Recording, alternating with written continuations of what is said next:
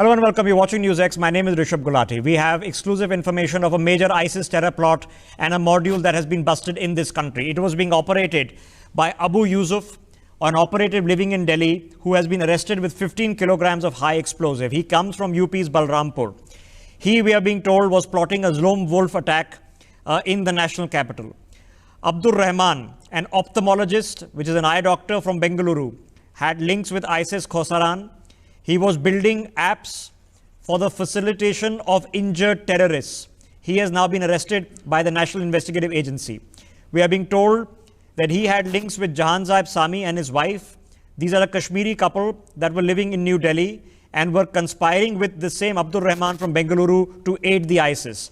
Their job was to build secure dark web digital platforms for the ISIS. These two individuals have also now been arrested by the NIA. They in turn had also had links with Abdullah Basit, who was an Hyderabad youth who was being jailed in Tihar. He was one of the first recruits in India and had been caught trying to leave India to join the ISIS. These in turn were funded by an individual known as Adnan Hassan, Sheikh Azharul Islam. They were conspiring against India and were funding these activities. They have now been deported from the UAE. So from Abu Yusuf to Abdur Rahman, Jahanzeb Sami and his wife from Kashmir, Abdullah Basit from Hyderabad, and Adnan Hassan operating out of the UAE as funders. These were the people that were operating an ISIS plot which has now been busted by the National Investigative Agency. Let me quickly open up the conversation.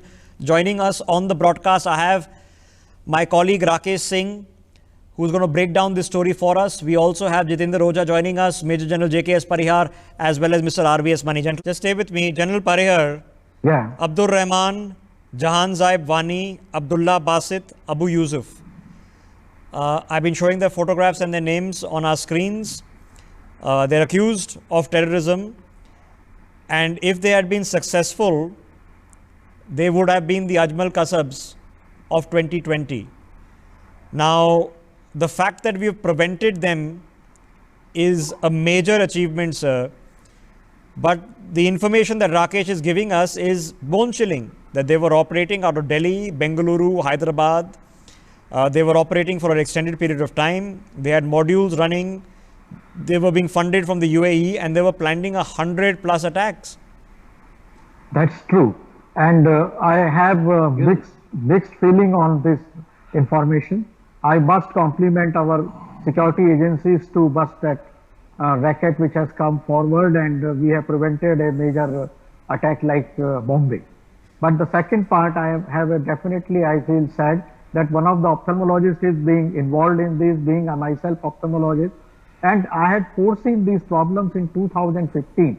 I had written a paper also to the ministry on the same object, that the objectives of ISI and this group ISI is to develop a network with the intelligent and learned, not learned, but the highly educated. So doctors, engineers, IIM graduates, postgraduates, all technocrats they have targeted, and I can make out those places from where it will come. It will not come from the Delhi, Bombay, Chennai. It will come from the Kerala, it will come from the south of the Karnataka, MP, it is the highest point is the Indore.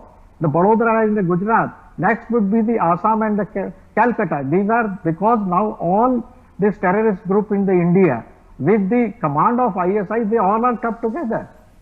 And our failure in this sense, I would say that we are not able to identify where it was highlighted 5 years ago. That these are the groups. Okay, so let's boil it down to practicalities, other parts of the world as well. General Parihar, what would be your estimation, sir? Because yes, I would count a bit of fortune, but a lot of credit to excellent work that despite very sensitive and complicated decisions, implementation of which has happened in the past couple of years, we have not allowed any of these terrorist forces to actually come and do anything. But how serious is the threat right now, sir? What would be your estimation? I would say it is a very serious problem, and any activities, it has two things. First is the build-up, and then second comes their consolidation, and third in the military doctrine language is the offensive one. So their built up part started somewhere in 2015, and now they have come to the consolidation. The next step will be the offensive one. And I would say that National Intelligence Agency and Ministry of Home Affairs, central government is doing excellent job. But the fact is that law and order is the health issue. And the health government, so not the health, this state government, sorry, they are not that serious about this thing.